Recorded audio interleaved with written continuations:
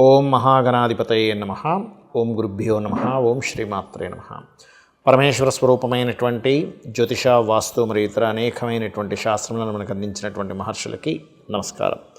హయగ్రీవ హయగ్రీవ హయగ్రీవేతియో వదేత్ తస్స నిస్సరతే వాణి జనుకన్యా ప్రవాహవత్. అరుణాం కరుణాతరంగితాక్షీం ధృతపాశాంకుశపుష్పబాణచాపాం అనిమాదిభిరావృతాం మయూకైః అహమిత్యేవ విభావయే భవానీం. శ్రీమాత్రే నమః. ప్రేక్షకులకి ఆ లలితాంబిక అమ్మవారి యొక్క అనుగ్రహం పరిపూర్ణంగా కలగాలని మనస్ఫూర్తిగా కోరుకుంటూ మనం ఈరోజు వార ఫలితాల్లో 16వ తేదీ నుంచి 22వ తేదీ వరకు ఈ యొక్క గ్రహస్థితి ఏ విధంగా ఉంది అనేటువంటి చూసుకున్నట్లయితే, వృషభంలో గురువు, మనకి మిథునంలో వక్రించిన కుజుడు, కన్యారాశిలో చంద్రకేతువులు ఉన్నాడు. ఈ చంద్రుడు వృశ్చికం వరకు, కన్య నుంచి వృశ్చికం వరకు ప్రయాణం. శని, రవి, బుధుడు కుంభంలోని, మీనంలో శుక్ర, రాహువుల యొక్క సంచారం జరుగుతుంది. ఈ యొక్క గ్రహస్థితిని అనుసరించి ద్వాదశ లగ్నాల వారికి ఏ విషయాలు బాగున్నాయి, ఏ విషయాలు వారికి ద్వాదశం వారికి ఏ విషయాల పట్ల జాగ్రత్తగా ఉండాలి, ఏ పరిహార మార్గం చేసుకోవాలనేటువంటి విషయాలు చెప్తుంది. నేనైనప్పటికీ కూడా చెప్పిస్తుంది సాక్షాత్ లలిత అమ్మవారిగా భావిస్తూ ఒక్కొక్క లగ్నము, లగ్నం తెలియని వారికి రాశి నుంచి తెలుసుకుందాం. మేష లగ్నము, లగ్నం తెలియని వారి రాశి. మీకు ఈ 12 మరియు 2 అధిపతి, మీ లగ్నాధిపతి ఎప్పుడైతే 3లో ఉన్నాడో వక్రించి, ఇది ఎక్కువగా కమ్యూనికేట్ చేసేటప్పుడు లేదా షార్ట్ జర్నీస్ చేయడానికి ఎక్కువగా ప్రభావితం చేస్తుంది ఈ గ్రహస్థితి. అలాగే ఎప్పుడైతే మీకు మీ లగ్నం నుంచి 2, 12 అధిపతులు పరివర్తన, దాన్ని ఎక్స్చేంజ్ అంటారు, జరిగిందో, ఇది విదేశీ ధనయోగాన్ని, కొన్ని ఇన్వెస్ట్మెంట్స్ చేయడం ద్వారా కొంతవరకు ధనయోగము, ఇట్లాంటి యోగాన్ని ఇస్తుంది మీకు. అలాగే ఏదైనా ప్రాపర్టీ కొనుగోలు చేయాలనుకునేటువంటి వారికి ఇది సరైనటువంటి సమయం, అందులో ఎటువంటి సందేహం లేదు. కాకపోతే ఇక్కడ ఎప్పటి నుంచో క్రియేటివ్ రిలేటెడ్ మూలంగా, సినిమా ఫీల్డ్ రిలేటెడ్ మూలంగా, లేనట్లయితే ఎనీథింగ్ క్రియేటివ్ ఆర్ మెడికల్ రిలేటెడ్కి సంబంధించినటువంటి, లేదా మీ యొక్క సంతానం ఎప్పటి నుంచో వాళ్ళ సెటిల్మెంట్ లేదు, ఏదైనా ఒక జాబ్ వస్తుందా అని ఎదురు చూసేటువంటి వారికి మీ సంతానానికి ఫైనాన్షియల్ గ్రోత్ ఏర్పడేటువంటి సమయం మీకు ఇక్కడ నడుస్తుంది. కాకపోతే మీకు పూర్వజన్మ కర్మ అనేటువంటిది 6వ స్థానంలో, ప్రతి ఒక్కరి యొక్క పూర్వజన్మ కర్మ వాళ్ళ లగ్నం నుంచి 6వ స్థానంలో ఉంటుంది. ఇక్కడ మీకు 6వ స్థానంలో కేతు ఉన్నాడు. ఎట్ ద సేమ్ టైం చంద్రుడు కూడా మీకు ఈ యొక్క 16వ తేదీ, 17వ తేదీ ఇక్కడే ఉంటాడు. కాబట్టి కొంచెం ఈ 16, 17 తేదీలు మీరు ఎవరికైనా అప్పు ఇచ్చేటువంటి విషయాల్లో కాస్త జాగ్రత్తగా ఉండండి. వివాహ సంబంధించినటువంటి విషయాలు కనుక చూసుకున్నట్లయితే మీకు విదేశీ సంబంధాలు ఏర్పడడం, అందులోనే ఏదైనా టీచింగ్ లైన్స్, బ్యాంకింగ్, లేనట్లయితే కన్సల్టెన్సీ రిలేటెడ్ త్రూగా మీకు ఏదైనా సంబంధం కుదరడము, అండ్ అదేవిధంగా విదేశాల్లో ఉండేటువంటి వారితో సంబంధాలు కుదరడము, ఇటువంటివి బలంగా చూపిస్తున్నాయి.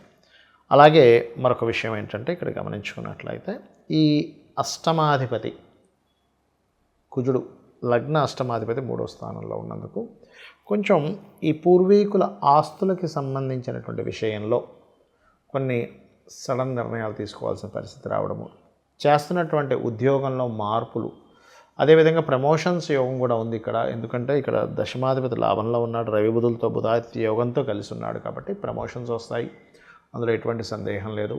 అదేవిధంగా వేరే ప్రాంతాలకు వెళ్ళి ఉద్యోగం చేద్దామని చెప్పి ప్రయత్నం చేసే మీకు ఆ యొక్క ప్రయత్నం సఫలీకృతం అవుతుంది, అందులో ఎటువంటి సందేహం లేదు. ఇక మీరు నిత్యము చేయవలసినటువంటి దేవతా ఆరాధన ఏమిటి చూసుకున్నట్లయితే, మీరు సూర్య ఆరాధన ఎక్కువగా చేయండి, సూర్య నమస్కారాలు ఎక్కువగా చేస్తూ ఉండండి, ఖచ్చితంగా బాగుంటుంది. మరియు ఉలవలు దానంగా ఇవ్వండి, గోవుకి గ్రాసం తినిపించండి, అన్ని విధాలా మీకు బాగుంటుంది. ఈ 16వ తేదీ నుంచి 22వ తేదీ మధ్యలో ఉండేటువంటి ఈ యొక్క వార ఫలితాల్లో మనకు 16వ తేదీ నాడు సంకష్టహర చతుర్థి వస్తుంది. కాబట్టి సంకష్టహర చతుర్థి ఎవరైతే చేసుకుంటారో, ఈసారి వచ్చినటువంటి సంకష్టహర చతుర్థి ముఖ్యంగా రుణ విముక్తి జరుగుతుంది, గుర్తుపెట్టుకోండి. అంటే అప్పులు బాగా ఉన్నాయండి, అసలు నాకేం చేయాలో అర్థం కావట్లేదు అంటూ ఉంటారు. ఇక్కడ లాజికల్గా కూడా ఒకటి ఆలోచించాలి. అప్పులు బాగా ఉన్నాయంటే మీరు సంపాదిస్తున్న దానికంటే కూడా అప్పు కట్టడం ఎక్కువగా ఉంది అంటే, ఇక్కడ సింపుల్ లాజిక్, అప్పు అయినా ఒక దెబ్బకి మీకు క్లియర్ అవ్వాలి, లేదా మీ సంపాదన అయినా పెరగాలి.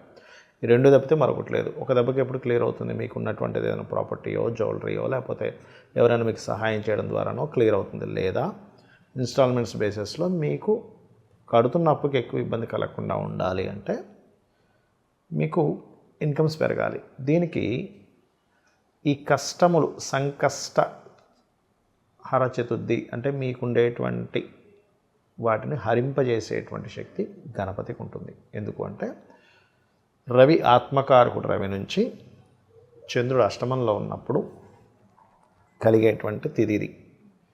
ఇక్కడ ప్రత్యేకంగా ఈసారి వచ్చినటువంటి సంకష్టహర చతుర్థికి ఆ తిథి నాడు కేతువుతో కనెక్టివిటీ ఉన్నాడు, అది కూడా కన్యారాశిలో. ఎప్పుడైతే ఈ కాంబినేషన్ ఎలా ఉందో మీరు ఆ రోజు కనుక గణపతిని ఎంత అర్చిస్తూ ఓం అపర్ణాయై నమః అనే మంత్రం కూడా చేస్తూ, అందులో ముఖ్యంగా గణపతిని ఓం కామేశ్వర ముఖాలోక కల్పిత శ్రీ గణేశ్వర అనేటువంటి నామస్మరణ కనుక చేసుకున్నట్లయితే మీకు గణపతిని ఆరాధించినటువంటి ఫలితము వస్తుంది. అమ్మవారిని కామేశ్వర ముఖాలోక కల్పిత శ్రీ గణేశ్వర కదంటే అమ్మవారిని ఆరాధించిన కామేశ్వరుడు అయినటువంటి స్వామివారిని ఆరాధించినటువంటి ఫలితం వస్తుంది. అంటే పార్వతీ పరమేశ్వరుడు గణపతిని. ఎప్పుడైతే ఈ నామాన్ని మీరు స్మరిస్తూ దీంతో పాటు ఇందాక నేను చెప్పినట్టుగా ఓం అపర్ణాయ నమః మంత్రము మరియు అదేవిధంగా ఓం సంపత్కరీ సమారూఢ సింధుర వ్రజ సేవితాయ నమః అనే మంత్రం చేసుకుంటే ఆపర్చునిటీస్ పెరుగుతాయి. ఫస్ట్ మీకు ఇన్కమ్ సోర్స్ పెరగడానికి ఆపర్చునిటీస్ పెరుగుతాయి. మీకు ఏదైనా రావాల్సిన ధనం ఏదైనా ఉంది, ఎవరికో డబ్బులు ఇచ్చారు, లేకపోతే ఇంకేదైనా వేరే సోర్సెస్ ద్వారా రావాల్సినవి ఉన్నాయి, ఏదైనా ఒక ప్రయత్నం చేస్తున్నాము మీడియేటింగ్గా ఉండి, అలాంటి సోర్సెస్ వస్తాయి. గుర్తుపెట్టుకోండి. అంటే మీరు చేసేటువంటి కష్టానికి పర్ఫెక్ట్గా దానికి ఫలితం వస్తుంది. అదేవిధంగా ఇంకా ఎక్కువగా మొండి అప్పులు ఉన్నాయండి, మాకు క్లియర్ అవ్వట్లేదు అనుకునేవారు ఒకటే చెప్తాను నేను మీకు, నిత్యము ఇంట్లో దీపారాధన చేయండి. Point number 1. రెండవది, మీకు దగ్గరలో గోశాల కనుక ఉన్నట్లయితే, అందులో ముఖ్యంగా దేశీవాలి గోవులు ఉన్నట్లయితే వాటికి బెల్లము మరియు గోంగూర రెగ్యులర్గా తినిపిస్తూ అక్కడ కూర్చొని కాసేపు అపర్ణాయ నమః అనే మంత్రం ఒకటి, ఓం సంపత్కరీ సమారూఢ సింధుర వ్రజ సేవితాయ నమః అనే మంత్రం ఒకటి రెగ్యులర్గా చాంటింగ్ చేయండి. దీనివల్ల ఏమిటంటే మీరు ఏదో లక్షలు రకరకాల డబ్బులు ఖర్చు పెట్టి బయటపడాల్సిన పని లేదు.